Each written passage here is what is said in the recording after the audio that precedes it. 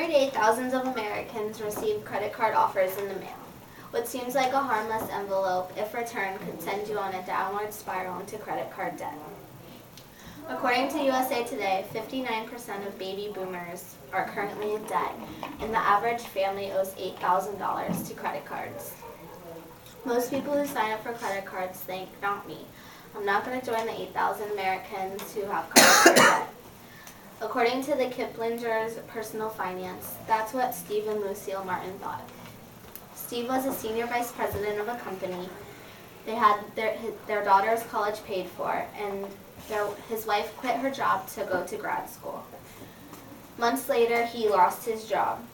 One misfortune caused them to owe over $15,000 in credit card debt. This story just shows that credit card debt can happen to anyone. According to Business Week, America owes $950 billion to credit cards. Credit cards make a profit of $3 billion a year, and 7 million people a year declare bankruptcy. Although credit cards are infamously known, they're not always bad. Credit cards started off issued by companies and were only allowed to be used to purchase things from those companies. It promoted loyalty to the company. Years later, John Biggins invented the bank card. It was called Charge It, and you had to pay the bill in full at the end of each month. 5 years later, the Diners Club card was invented. It was only handed out to 200 people, and it was a very exclusive card. It was used to pay bills at restaurants, and only 27 restaurants accepted this card. Years later, over 20,000 people owned the Diners Club card. In 1958, American Express came out with the first plastic credit card, and today 215 million credit cards are in circulation. Americans have dug themselves into debt with the aid of credit card companies. Some advantages to credit cards are they eliminate carrying large sums of cash on certain travels. The best rates of exchange in foreign countries are used with credit cards. They coordinate your receipts for taxes, and you can use them in places that do not accept personal checks. Some disadvantages of credit cards is you end up paying more for the goods that you buy. You can get into the habit of using your credit card, and you can spend more money than you have. And often people give out their credit cards numbers to people who are unreliable and end up with credit card fraud. Credit cards started off as just being used for foreign travel, like I said, to eliminate carrying large sums of money.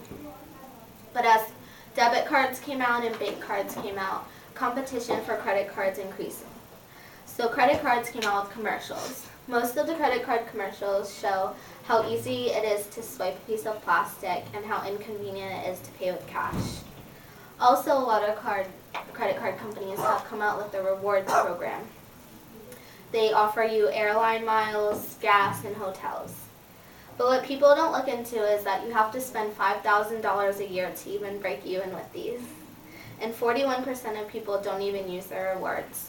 Most credit cards that offer rewards carry a higher interest rate, which in turn makes you spend more money, and you forget how much you really charge.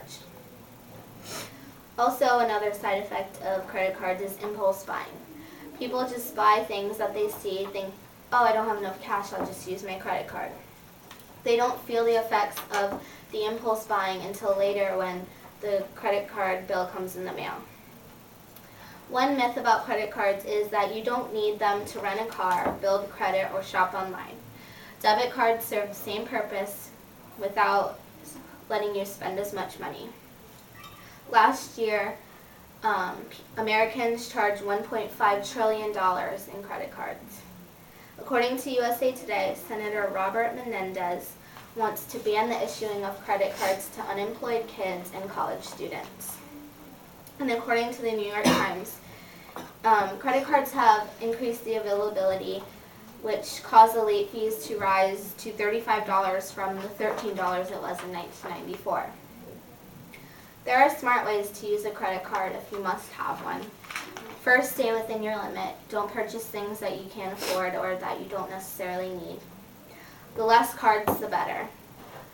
Over half of 1 in 7 Americans own 10 credit cards or more. The more credit cards equals more debt. Read the fine print. Credit cards can change your interest rate within 15 days of notifying you, and there is no maximum interest rate restraint. Know your facts. Compare interest rate, fees, and terms before signing with one certain company.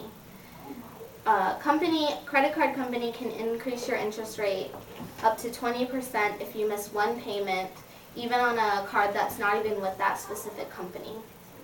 They like when people pay the minimum payments because it leads them to earn more money with interest rates in the long run.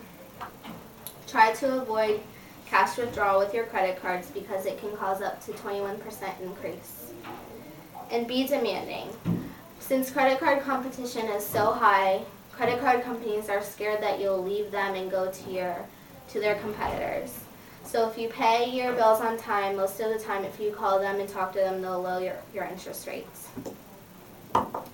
So in conclusion, credit cards are not a necessity. Debit cards work the same way, and most people dig themselves into debt by buying things they don't need, spending money they don't have, and not thinking about what they're spending when they swipe their plastic. So I encourage you to use a debit card instead.